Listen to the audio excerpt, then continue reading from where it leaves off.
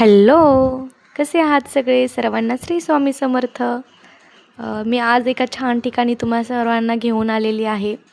So आपला blog continue करा.